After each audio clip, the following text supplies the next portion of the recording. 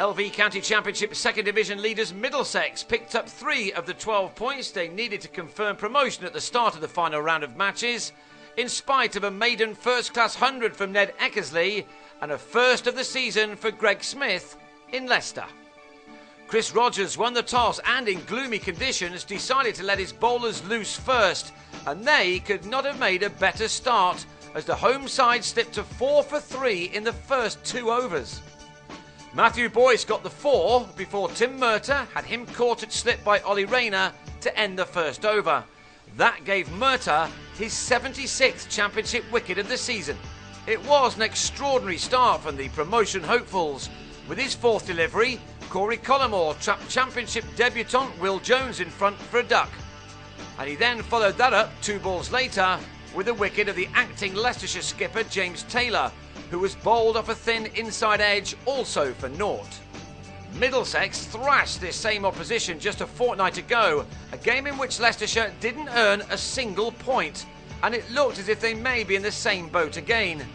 Jacques du Toit was back in the side, having scored only 43 runs in 7 previous innings in the LV County Championship this term, but after some while out of the team, he looked like his old self.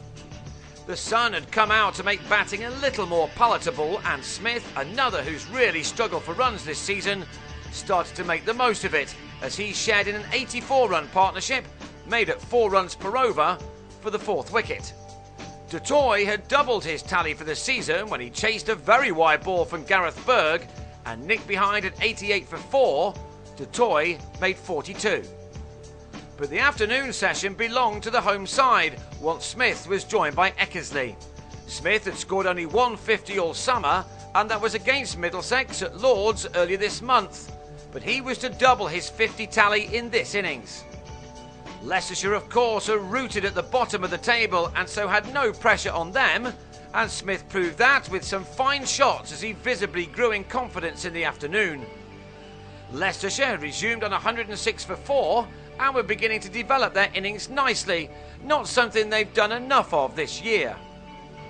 This was only the 4th match of Eckersley's first-class career, and he's already improving innings on innings and looks a good man to have for the future.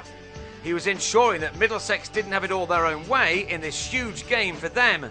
They can almost taste promotion. Eckersley, the 22-year-old wicketkeeper batsman, notched his maiden first-class 50 in Leicestershire's last match, and he made it 2 in 2 here. He needed 118 deliveries for this one.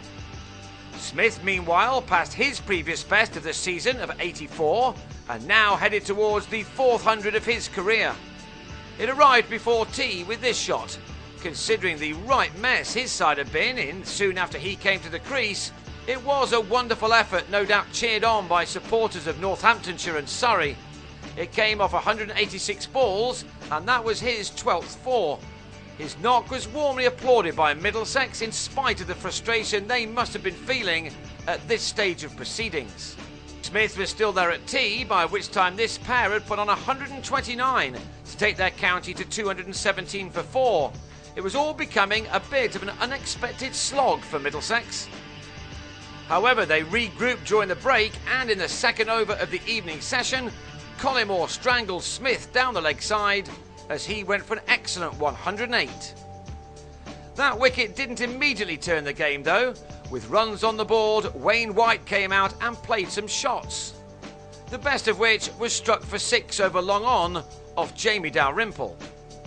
Every point could turn out to be crucial now, and Middlesex earned their 2nd when, with a total on 250, White stayed crease-bound this time and gave Sam Robson a simple catch at short leg to go for 25. Middlesex was steadily getting where they wanted to be, but then Eckersley came into his own. There should have been some nerves as he headed through the numbers, passing his previous best score of 63 made in Bristol last week, but he certainly didn't show any.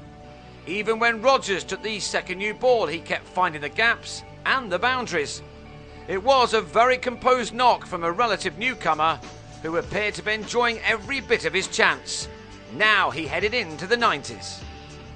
Yet the nerves still didn't show as he raced through them and square drove Collymore to the fence to take him to the magic 3 figures for the very first time.